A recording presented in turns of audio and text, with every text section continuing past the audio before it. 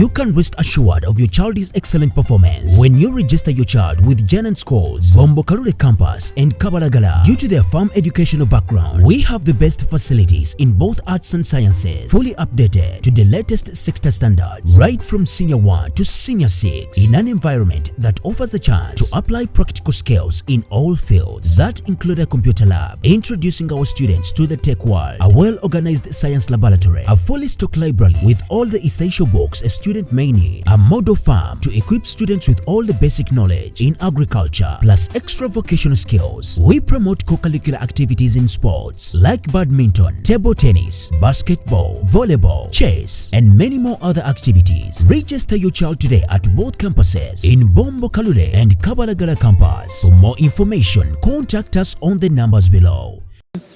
We have a budget of around 2.17 billion shillings. We appreciate the President who gave us a pledge of 1.5 billion shillings that the money hasn't been deposited in our account yet, but we appreciate him for that support. And we pray and request him to deliver the money so that it helps us do some of the works of booking goods and services. I want to appeal to the general public that we still have a deficit about maybe 600 million shillings for them to donate generously. We're preparing a dinner here in Kampala and also in our respective places. Please give us some support to have an account, to have a Momo number that we can share on WhatsApp so that people can support this function. And I appreciate those so far who have given us some money that have been deposited on some services. Basically, the program we run, we segmented the celebrations so that we don't have congestion on 3rd June. We shall begin with the Children's Day on 23rd of May here at Namugongo. All children from this country are invited to come and participate here. They have their talks and play and the topics that will be shared. 23rd May, and the children who have not gone back to school, they are still at home. So 23rd June, another 23rd May, that's the Children's Day here at Namugongo Anglican site.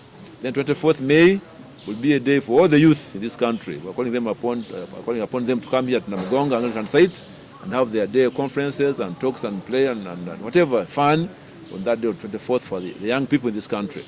Then all the men, Fathers Union and Christian men, will be here on 29th of May. So we call upon all men to come over here and celebrate and have some topics and discussions on 29th of May.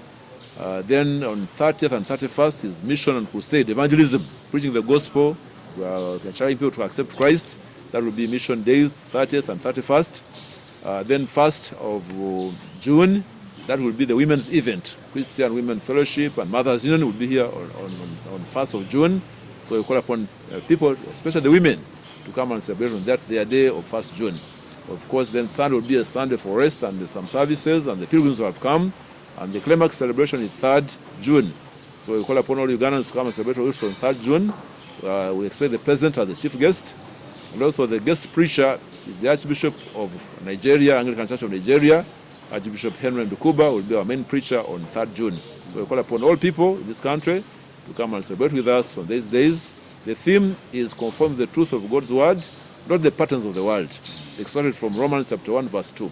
So basically the message is we thank the partners, the media houses that publicize this function and popularize it. Please come on 3rd June to continue covering, or even those days that we have mentioned, the children, the youth, the men and the women, so that some message can go to the world about the importance of celebrating as Ugandans. So thank you very much for covering us. God bless you all. Because the money from the President's State House hasn't come, we haven't gotten it yet. Around 100 million is on an account. We have deposited money on some hotels for accommodation, for the choirs, uniform, and then of course communication. I don't have the list of the budget, but that souvenir project, the souvenir project will cost 450 million. I think that's one of the major expenses. But the air ticket for the guest preacher, travels, accommodation, publicity, mobilization, equipment, public address system that will be covering the event on that day. The venue here, plastic chairs and tents and so on, hygiene, cleaning up the place, security, power supply, transport of guests, accommodation. So basically catering and meals. The pilgrims will be coming, and the people will be attending conferences. We have to cater for their meals and drinks. We want to thank some beverage houses. We have just got a letter from Riham giving us some drinks for the children. We wrote to Crown Beer Bottlers and Century Bottling Company. So we wrote to different people. We need a lot of drinks and food for the people There will be coming administration and secretariat, health, some drugs for the people who may fall sick. So a budget has all those details that was passed by the committee. What are the chances that you will